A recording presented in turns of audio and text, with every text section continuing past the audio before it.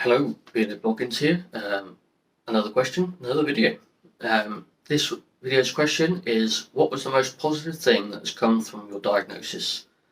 I'm assuming this is ADHD related, but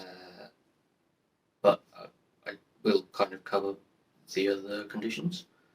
I mean, the most positive thing for the ADHD diagnosis. It's obviously, I've said this in a previous video, it's been on the medication. I've been on it 3 and a bit months now. Is it 3 and a bit months? Yes, it's 3 and a bit months. It was 3 months in the middle of August, so we're now September. So it's 3.5 months actually. And I've said that, in this video, being on the medication has been the biggest positive thing that has happened to me. Because it's helped more than just, the ADHD stuff with like focusing and, helping sort of nullify the extra noises and stuff. Because there's a lot of background noise, lots of little random buzzings, and the lights buzzing and the fridge buzzing and all sorts of stuff.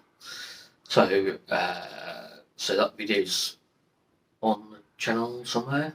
I can't remember what it's called, but it's there somewhere if you go look. And yeah, so I feel that having that diagnosis and that medication, I can now look for more tools to, work out how to support myself and stuff like that. And I feel like I'm in a much better place than I ever have been, particularly mentally. And I feel like I'm in a place now where I can, start to do things that I want to do, and I feel more driven and stuff like that. So, I mean, it's cliche to say these things answered questions that I had about myself. I kind of did. It kind of threw up a lot of what ifs, and a lot of retrospective looking and introspection and all sorts of stuff like that. So I know a few people have, said when they finally got the diagnosis as adults or whatever, they've had that penny drop moment. I'm not sure if I had that, because obviously I've got, an autism diagnosis from being a teenager. So I guess a lot of things were probably swept under that diagnosis, because obviously there is some overlap in autism and ADHD, not necessarily complete overlap, but there is a little bit here and there. In terms of the autism and dyspraxia diagnoses, the plural of diagnosis. At the time that I got them, it felt like nobody really knew what it really meant. So therefore, I didn't really know what it meant, and there was still such a broad, kind of very vague understanding of them both, that people didn't really know what to do, and I didn't really know what to do. And it's only kind of as I've gotten older that I'm sort of seeing other people's experiences and how they've dealt with certain situations and things like that, that I've kind of learned myself what to do and how things should have been, or been comforted to know that other people struggled with similar experiences than I did. So I guess being able to find a community that I can be involved in is probably positive, and being able to share experiences with other people who've had similar experiences, if that makes sense. I've sort of been able to sort of almost define or redefine who I am, and sort of go back to doing things that I want to do and doing things that I feel passionate about. And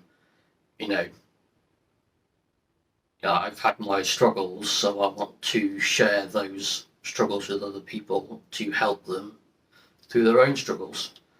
And I now know that, part of the reason why I've set this channel up is part of, of, being, rediscovering who I am and being able to take those experiences to other people and compare notes, kind of, and sort of help others, and allowing, helping people into a community to, help them through their own struggles, which is probably something I didn't have growing up. Autism and ADHD were kind of new, and not many people knew anything about them. So now I want to be able to take what I've learned and what I've experienced and help improve things for other people. So I feel like that is a big positive, knowing that I now have this goal that I want to achieve for people, sort of with this channel and beyond. And yeah, so I know I want to, be there for people and to help, neurodivergent and neurotypical people, because obviously neurotypical people have questions, and I know that, or newly diagnosed people, I want to be able to help those people, and I know that now. So having this diagnosis has probably really, has really focused that goal for me, I think. And helping reduce the stigma is, something as well. I feel like I can really focus on it and commit to it and help people. And now I know I want to help people. So yeah, that's probably it, I guess. Well, those are certainly the biggest positives. I have, like I say, I've done a previous video on it, which I will either link in the description or put something up here somewhere if I figure that out.